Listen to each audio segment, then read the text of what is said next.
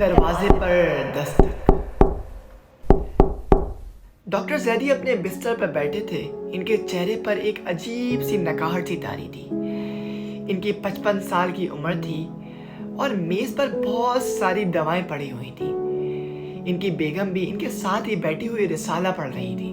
अचानक डॉक्टर साहब ने कहा, दरवाजे पर दस्तक सुनी? इनकी बेगम ने कहा कि नहीं, मुझे कोई आवाज नहीं आई, मगर डॉक्टर साहब को मुसलसल दस्तक की आवाज सुनाई दे रही थी। इन्होंने बेगम को जबरदस्ती दरवाजे तक जाने को कहा। बेगम पहले तो टाल मटोल करती रही, लेकिन उनकी बार बार जिद करने पर दरवाजे पर गई। वहां पर कोई भी मौजूद ना था।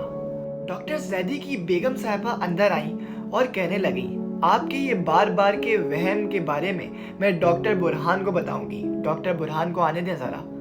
कुछ देर बाद दरवाजे पर घंटी बजी। डॉक्टर जैदी की बेगम ने कहा, लो अब आ गए होंगे डॉक्टर बुरहान, जाके देखती हूँ।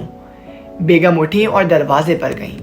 जैसे ही बेगम ने दरवाजा खोला, डॉक्टर बुरहान अंदर आकर डॉक्टर जैदी के करीब बैठ गए। डॉक्टर जैदी की बेगम चाय बना कर लाई।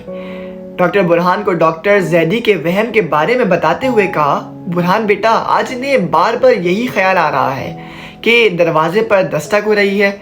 मैंने कहा भी कि शायद तेज हवा की वजह से शोर हो रहा है, मगर ये मानने के लिए राजी नहीं थे। 2 मरतबा मुझे दरवाजे पर भेजा। डॉक्टर जैदी दरमियान में बोले, और वहां पर कोई भी मौजूद नहीं था।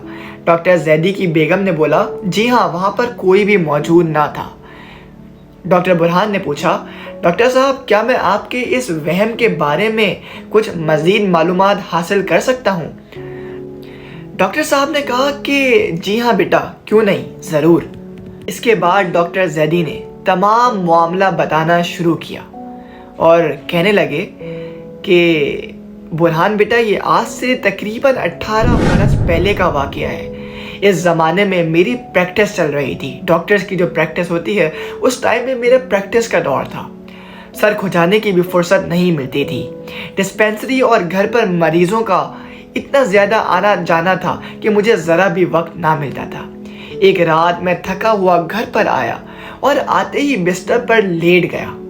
थोड़ी देर बाद मुलाजिम ने आकर बताया कि एक बड़े मियाँ आए हैं और मुझे साथ ले जाना चाहते हैं। मैंने इनकार कर दिया, मगर वो बूढ़ा जिद करके मेरे कमरे में आ गया और मिन्नत समाजत करने लगा और कहने लगा कि मेरा बेटा सख्त बीमार है, पहले भी आपकी दवा से उसे शिफा हुई थी, चल कर देख लें। मगर थकावट की वजह से मैंने इनको सिर्फ एक ही जवाब दिया कि मैं नहीं जाऊंगा, और सख्त लहजे में कहकर मैं वहीं पर सो गया। मुलाजिम ने इस बूढ़े चाचा को दरवाजे से बाहर निकाल दिया और न जाने कब तक वो दरवाजे पर दस्तक देता रहा और मैं वहाँ अंदर आराम से सो गया। सुबह उठा तो तबीयत बड़ी बोझल थी। अफसोस कर रहा था कि मैंने बूढ़े को क्यों मायूस किया। डॉक्टर बुरहान ने कहा, यानी इस वक्त आपका ज़मीर बेदार हो गया था, यानी सुबह के वक्त। डॉक्टर जैदी ने बताया, बस यही बात थी। मैंने इस बूढ़े को ढूंढने की बड़ी कोशिश की, मगर वो मुझे कहीं पर भी ना मिला। डॉक्टर बुरहान ने डॉक्टर जैदी को बोला कि इसका मतलब ये आपका ज़मीर है जो बार बार दस्तक देता है और आपको उस बेदार हुई नींद से जगाता है। ये सिर्फ आपका वहम है। कुछ देर डॉक्टर बुरहान खामोश बैठ गए और डॉक्टर जैदी की तरफ देखने लगे और फिर अचानक से बोले कि अब आप ना घबराइए, वो शख्स उस बूढ़े की औलाद मैं ही हूँ।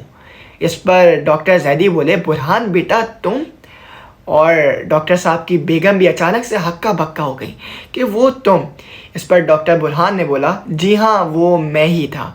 खुदा खुदा करके मेरा इलाज हो गया था और अल्लाह के करम से मैं ज़िंदा बच गया था और आज डॉक्टर आपके सामने बना हुआ हूँ। वही वो रात थी जिसने मुझे डॉक्टर बनाने पर मजबूर कर दिया था और आज मैं हर उस शख्स की मदद करता हूँ जो मजबूर और लाचार होता है, चाहे रात का कोई भी समा हो।